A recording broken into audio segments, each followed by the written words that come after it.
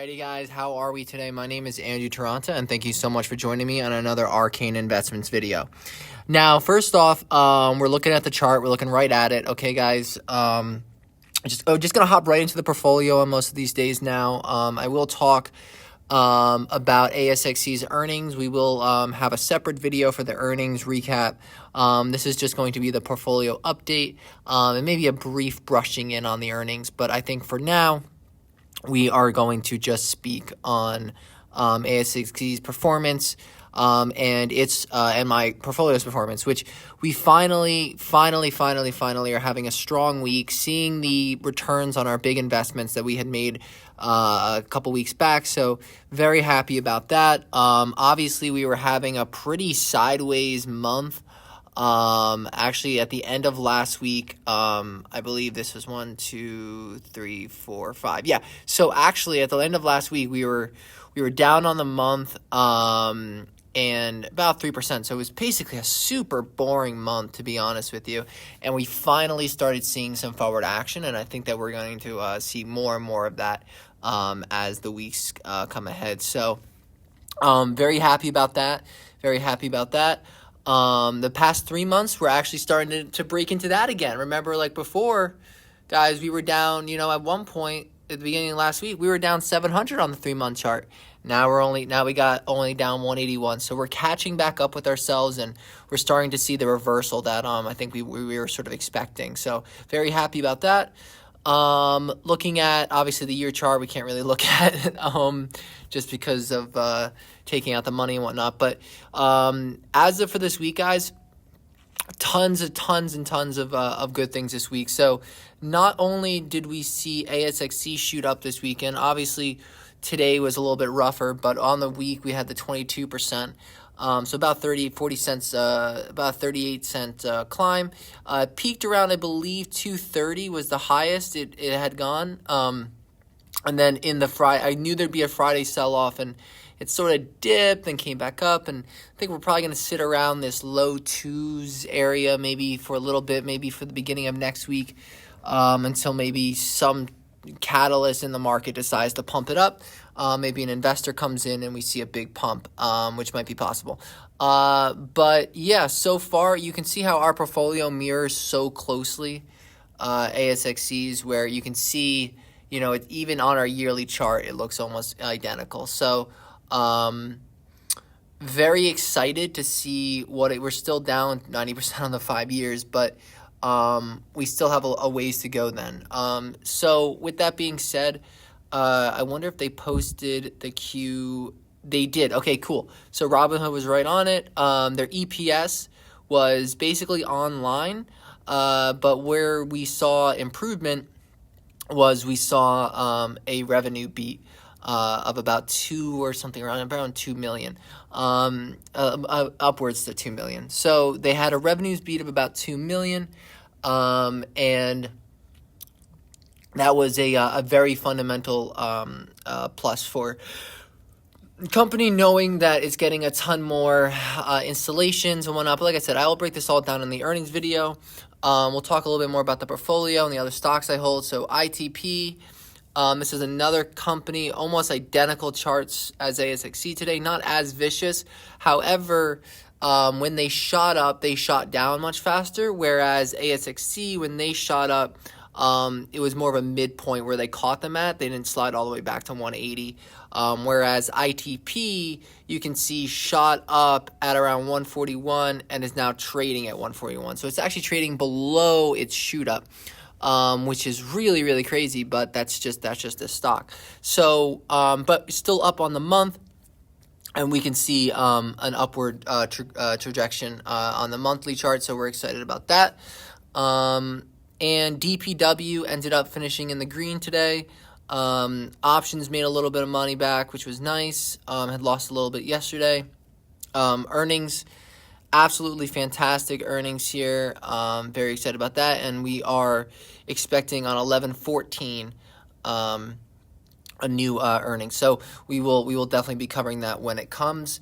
But DPW looking really good in a really great buyable position, kind of almost like right before ASXC popped. So you can kind of compare it, I guess, just because the charts are so similar, where they shot up and now they're kind of in this rut and trying to figure out if it's a worthwhile stock. So I would say it is. I'm invested. Obviously, I have about $575 in there, so we will keep that there. One of our older holdings, Board Drilling, and is having a real killer 3 months. Over the last year or so, if you bought last year, they're up about 172. If you bought right around here, you're maybe getting even now, which is really nice. But we're still really, really far off of those pre-pandemic levels and kind of crashes into it. So still have a while to go, but they definitely saw an increase in earnings, which was really, really fantastic. So very excited about that. If you are interested in Board Drilling, personally, I don't have it on my stocks anymore. I do watch it, but I don't invest in it just because I just don't want to. It's not something I feel like I can just hold on to forever. Whereas with ITP, we can see their earnings. Their earnings were substantial. I mean, their EPS was 3 cents. They had a really, really solid quarter, in my opinion. I believe they also beat earnings potential as well. And I think that's actually what had originated the original pump. So it's really just about seeing it, okay, hanging out. We might be here for another 3 months before this decides to do something again. And I don't know if you guys remember. Well, I remember, but when you look at ASXC, right? I have to go to the 5-year chart for this now, I guess. No, right here. So right here, this is where it was maybe at the ITP level, right? We could see days, like right here, okay? It go up. Let's see, it went all the way up to 70 cents. And then what happened? Right back down to 50, 56. Right back down, up a little bit. And this is where I was like, okay, let's give it another shot. There were other days, I forget when the days were, but I remember there were some days in October, I think it was, where I'd wake up and it'd be like up 45% and then down to like down 5% on the day.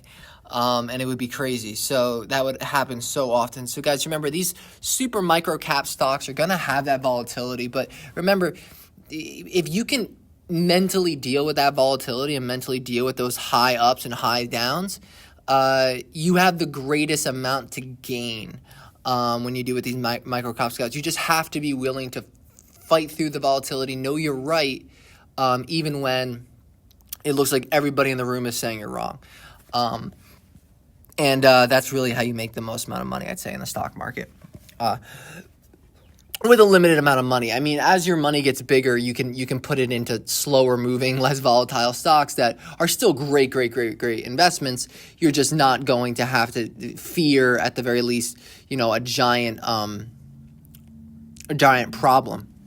And you would have entered the company at a price that you're not feeling like you're stuck in the company, or you don't feel afraid of the company. So you feel good about that. So with that being said, guys, I say that basically wraps up the video. Obviously a killer week, our first winning week, I think, actually. So this is a big deal for us, guys. First winning week. So I think this really is the first winning week, because when you see it, I started the channel, I think, what was it, like maybe late September, early October, and maybe this would have been a winning week, but yeah, there weren't really that many things that ended in positives. I'm almost positive every single video I've posted so far, there's been a loss on. So, or just basically a very small net gain. So this was the first week where we saw a substantial growth in our portfolio, nearing 20%, would have even been higher. We hit 3,000 actually right here, right before the fifth sell-off, but we hit right about 28.6% at our peak. So very solid. Definitely think we're going to continue to go up. I think the cool thing is the sell-off happened, right? So in my head, that's like the worst thing that could have happened, right? The sell-off. So now, I don't think it's logical sense for anyone to say, okay, now let's slide further, or let's erase all the progress we made post earnings, when the earnings were so strong. And if it does do that, I think that's also fair. I think we can also just look at that as a buying opportunity, because you know, that's really what that is. So at that point, I would just sort of, I'm not worried either. This stock goes up, the stock goes down. I feel like I know how to play it. I feel like in the long term, we will see the momentum gathered. And what we need really to get stuff like that again, you know, or is that 10,000 or whatever. And when, I guess we'll just do specifically ASXC, when ASXC was at, like, you know, these super high numbers, right? We're going to go ahead and need, we're going to need the FOMO, right? Forgot it for a second. We're going to need the FOMO. We need people to think that they're missing out if they're not in this right here, right now. And right now, it's not geared up for that. Like, if you look at the 3-month, you're probably not convinced of that. That's why we need a 3-month chart to start looking better. But that's going to require some good weeks ahead and some good months ahead. So we're going to need this next month as it trails down a little bit to kind of start having a little bit of an upper trajectory over the next 30 days. So 30 days from now, we're hoping to be sitting in a lot better position. And if not, we'll be sitting hopefully in a wider position. All right, now I already said goodbye, so I'm going to say goodbye one more time. Thank you so much for joining me. I will have the earnings video out as soon as possible. Just give me a moment to sort of gather my thoughts, and we will have that out for you, and I will break down what I believe were the most important points. So thank you so much for joining me. Please join the Discord, and have a great rest of your day. And I'm just going to put this at the end of the video. This isn't investing advice, okay? I'm just going to say it from here on out just because I see a lot of stock YouTubers do this. I see a lot of stock podcasts do this, and I just want to protect myself. I'm not telling you to buy this stock. This isn't stock advice. This is me simply telling you what I'm buying. That makes sense. I don't care what you buy. It doesn't matter to me what you buy. I just like, if anything, for myself to keep these records. So do not take this as financial advice. All right. With that being said, guys, have a great rest of your day. Bye.